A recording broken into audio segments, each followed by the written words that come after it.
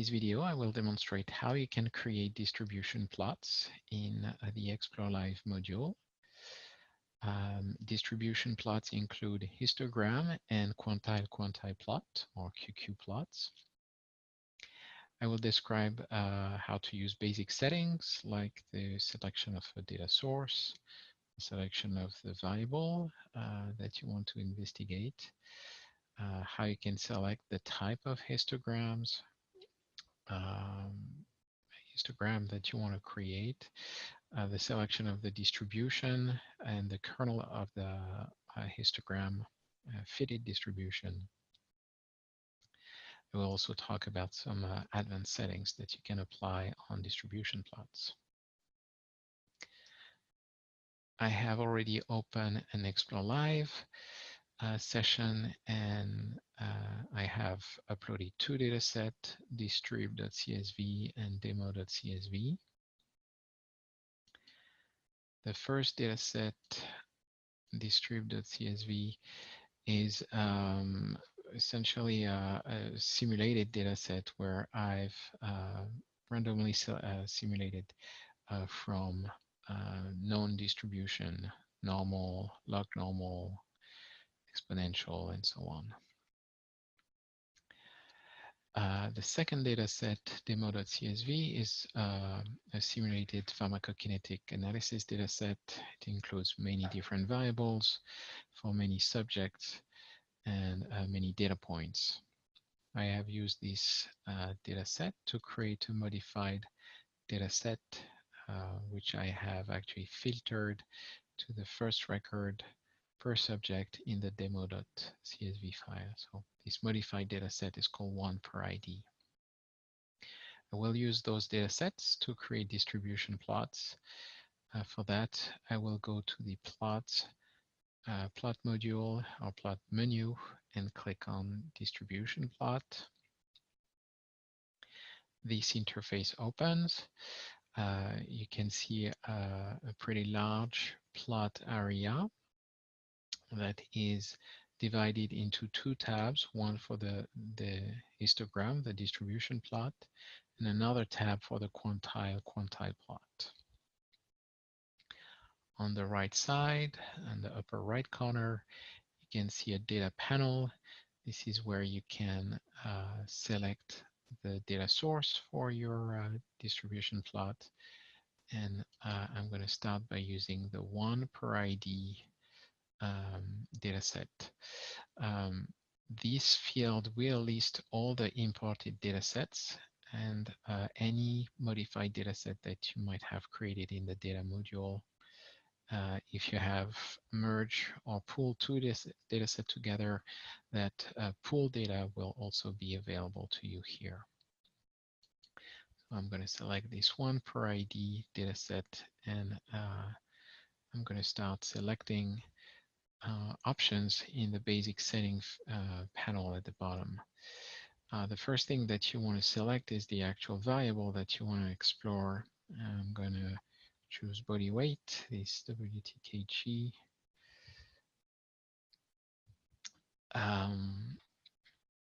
So as soon as I've selected this variable, ExploreLive has created a histogram. And so it shows a histogram with, in this case, 8 beans. It also shows a fitted distribution.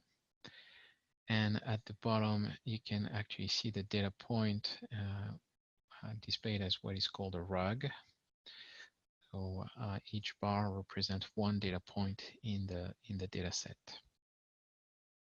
So there are many things that you can control for this on the design of this histogram.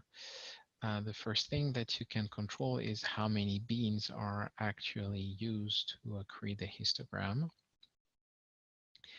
The default of beans is not defined. It's something that is dynamically calculated based upon the number of records in your data set.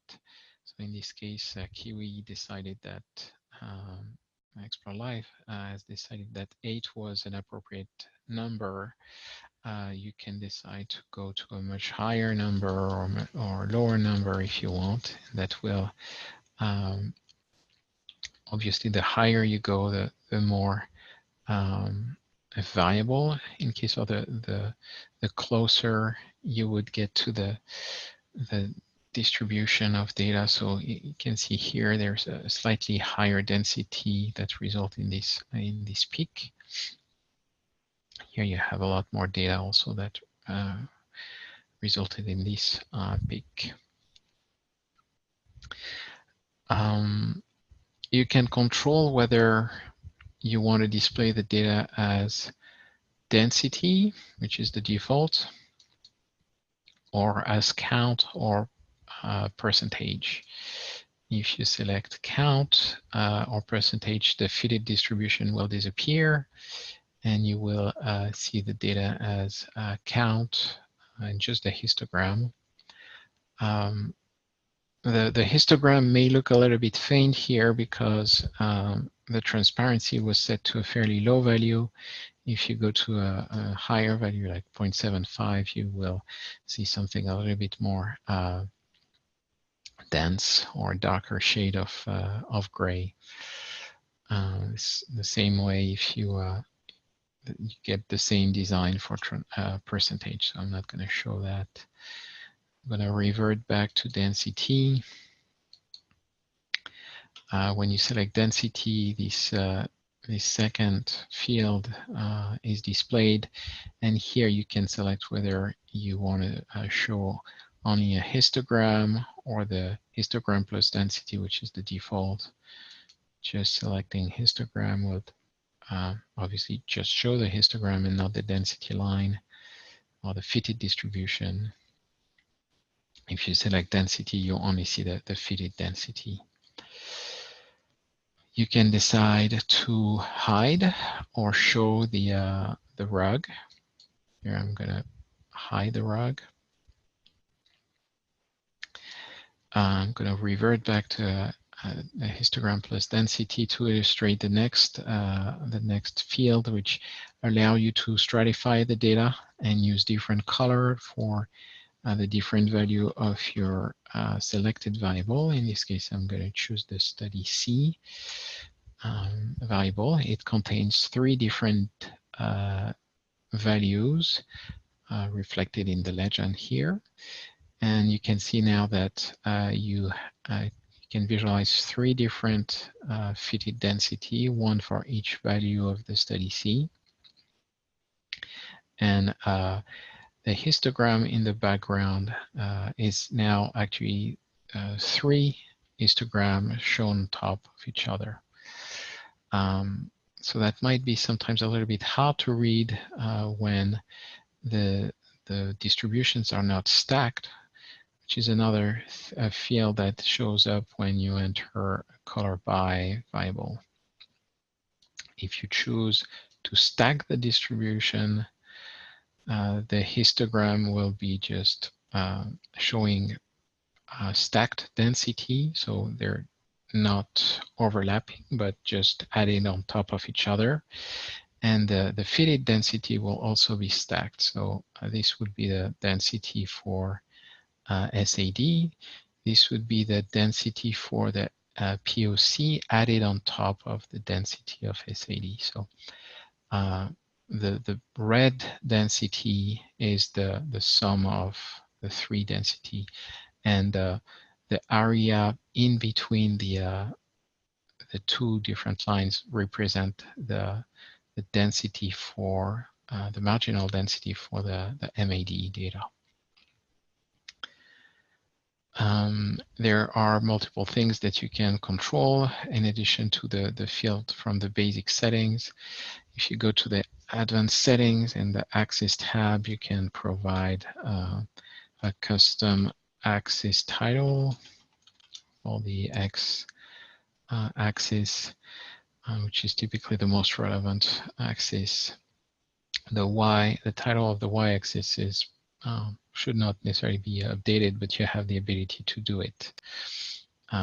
It's mostly important when you are using counts or percentage. So you could say count of subjects, count of patients in your axis. For density, it's typically left to the default. You can also use paneling functionality. Histogram applies strictly the same functionality as the one described in a previous, another tutorial for scatter plot. I invite you to look at this this tutorial. I believe is entitled Data Stratification for Scatter Plot. So you can learn more about this functionality. I will briefly illustrate that by just selecting one panel by variable. In that case, you see the data being broken down in multiple panels, one panel per dose, which was my selected variable here. It's not always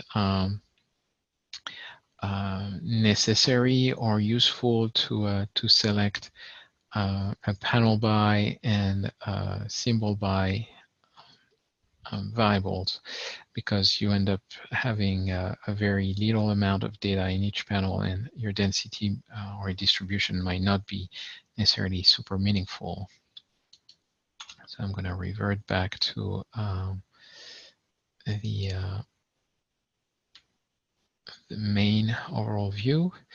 And I'm going to start now talking about the QQ plot. And for that, I will switch to the distrib.csv data. And I'm going to start by selecting the gamma distribution plot. So this is the distribution of the gamma variable. I'm going to click on the QQ plot tab. This plot shows the observed distribution as a function of a theoretical distribution. The default is to use a normal distribution, but you can change that theoretical distribution by going to the distribution panel. I'm going to scroll down, and you can select different distribution for the QQ plot in the second field, and you can try different distribution. There are 8 different distributions that you can try. Obviously, in my case, I know that's a gamma distribution, but you don't always know that. So you can test various options, log normal, exponential, looks descent for a gamma distribution. I'm going to click on the gamma one. It's slightly different. Some of those distributions actually involve parameters, and in the background, ExploreLive fit the data to a theoretical gamma distribution and use those fitted parameters to display or calculate the quantiles that are necessary to create this quantile plot. One thing that I want to mention about QQ plot is that you cannot use a color symbol by variable. This does not work well with the calculation of distribution and the display of these quantiles. So you'll still be able to get your distribution plot, but stratified by this variable, but you cannot get a QQ plot colored by a variable.